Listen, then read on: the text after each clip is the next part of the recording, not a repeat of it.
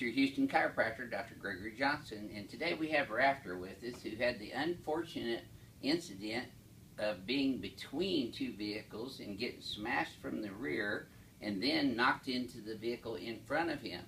So he has actually two types of cervical injuries and thoracic spine injuries.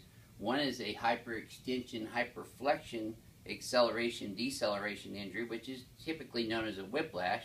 But then when he hit the car in front of him, you get a flexion, hyperextension, and then hyperextension rotation, which is a reverse whiplash. They're both acceleration, deceleration injuries, though. So I'm going to show you how we deal with him. And you've had, this is only your 9th treatment so far, right? Yes, sir. All right, so we're going to check his posture out first. And let's have you flex your head forward and backwards for me, please. Yep, and then neutral. Yep.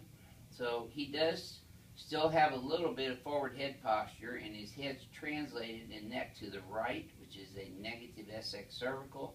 He's got rotation of his face to the left, and his right shoulder's out in front of the left shoulder. So that is a rotation on the y-axis. Then his pelvis has translated left on the x-axis as well, and elevated over there as well. So on the z-axis, he's rotated here in his pelvis up like this. Okay. Rafter, we're going to put you on the decompression table today, and we're so happy to have our pins back in working order. So let's go ahead and lay on your back.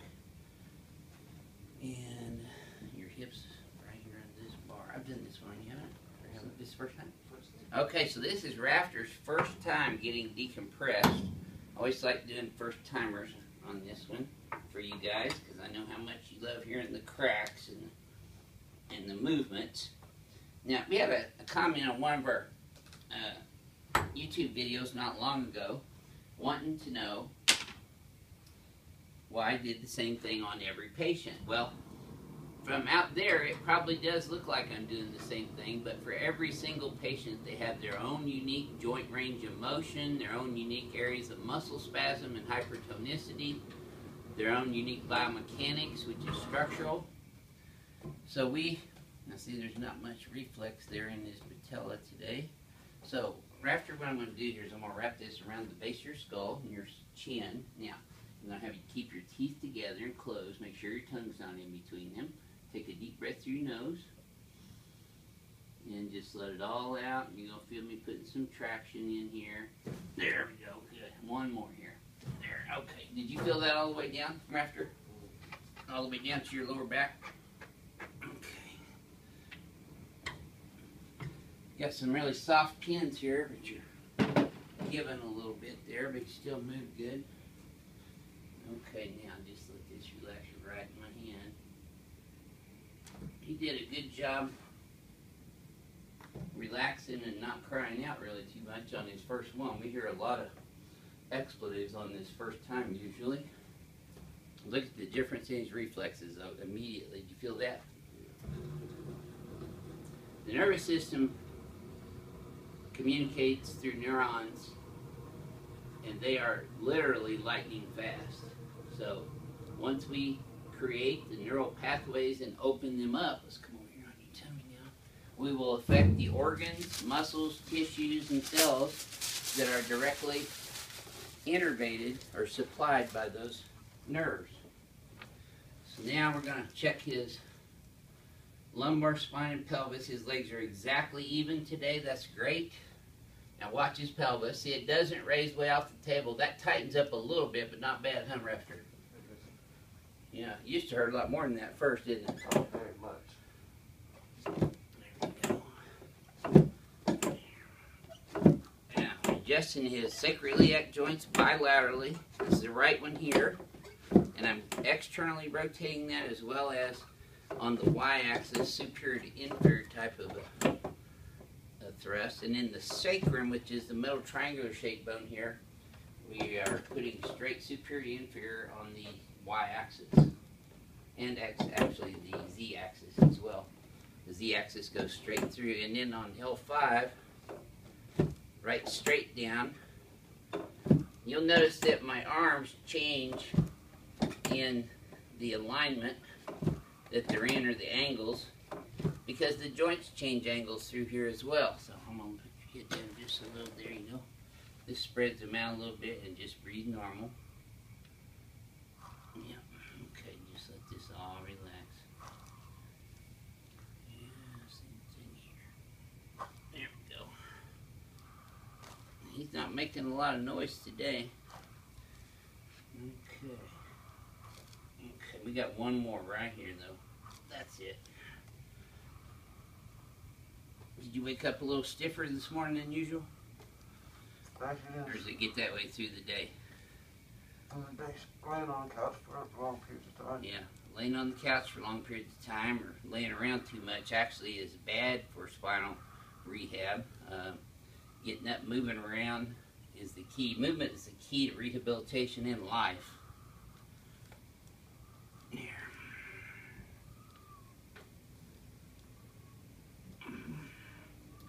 We're just doing a lateral and oblique stretch on him here now. Good. Now because he doesn't have really severe trigger points or really depth of muscles on his pelvis and his spine, I do not use the turbonator on him. We just put a lot of compressive stress on this vibratory instrument that we have and increases the blood flow to the muscles and tissues, but it also helps the metabolic waste products of just normal everyday cellular metabolism get out and get flushed out through the system, through the vasculature. Same thing in his, does help relax the muscles in the spine when I do this though. You notice I'm doing a little transverse friction simultaneous with the vibration. That was on his right pair of spinals, this on his left pair of spinals. Right down here at the base. You know, most of his entire spine was involved the first couple visits, and then we started narrowing things down to where it's more localized now to the lower cervical, upper thoracic spine right here on the left side primarily, in his left trapezius, levator scapula, and rhomboid muscles. I think everyone knows what the trapezius muscle is and where it goes, and starts right up here in the skull, goes out to the shoulders, and then V's right down into the lower thoracics right here. So that's why when you have a cervical injury, you can actually have pain down here from that cervical injury, or forward head posture. So we get in on the trigger points he's got in his trapezius muscles and his levator scapula right here. Is that sore right there, Raptor? Actually, it's not. Not that bad? Good. That one a little more so? Or about the same? A little bit close to the top. Okay, more up this way. Yes, oh yeah. There we go. And when you do this, you don't want to just jab your thumb in there. You want to start off soft and then just keep increasing the pressure. Now a lot of times I'll use my elbow, but again, because of his musculature and proximity to the bones, I don't do that so much because we don't want to get in and put pressure on the bone because that affects the cortex, and that's a very sensitive part of the bone. That's the part that hurts the worst when you fracture a bone. Soft tissue injuries are different than fractures. They heal up with a lesser quality of fiber. It's a scar tissue type of fiber, which is like adhesions, like cobweb glue substance, kind of spreading out around the areas where the spinal injuries were. Just got one right here. There, okay, now just let this go right in here. There you go. Good. Okay, let's have you turn on your back for me for a second. We are going to go ahead and adjust his knee and pelvis. There you go. Did you feel that in your knee and your low back? Excellent. Okay. There we are. Super. Good job. Let's go ahead and set you up face towards your knee here. This way. So, we do adjust every joint that is along the pathway of the injured part of the spine, this being his cervical brachial plexus. We're going to adjust his shoulders, elbows, wrists, hands, and fingers. But we also did his knees and his hips, as you just saw. Good.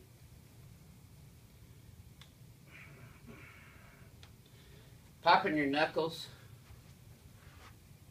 will not cause arthritis if you pull them straight out like that and maintain the integrity of the ligament itself for that joint. When you get arthritis in your hand from popping your knuckles too much, it's because you're traumatizing them. Just like getting a whiplash only in your fingers. So, Rafter, would you mind telling our YouTube subscribers and viewers how you've done so far here? And basically, every day I've been feeling a lot better. I've gone from not being able to sleep, having migraines, and basically being uncomfortable all day to I can walk, I can move around, I almost feel like I can go to work. But yeah, well, that won't be too long. Yeah, I'm feeling a lot better. Well, feeling great. Praise the Lord for that. Yes, sir. And thank you for letting us video you today. I've got one more thing we're going to do. We're going to shoot him over here and get his cerebellum working with us to retrain the body to stay in place as opposed to the out of place position it got in with the accident. So let's have you flex forward and backwards. And we always want people to maintain the normal range of motion. So he remembers how that felt. Right now I'm putting him in a completely mirror imaged posture.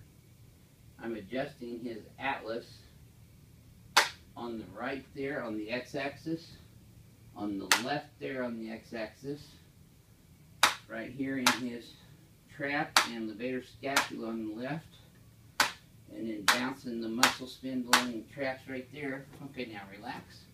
And now flex your head forward and backward all the way. There should be a much increased range of motion. Yep.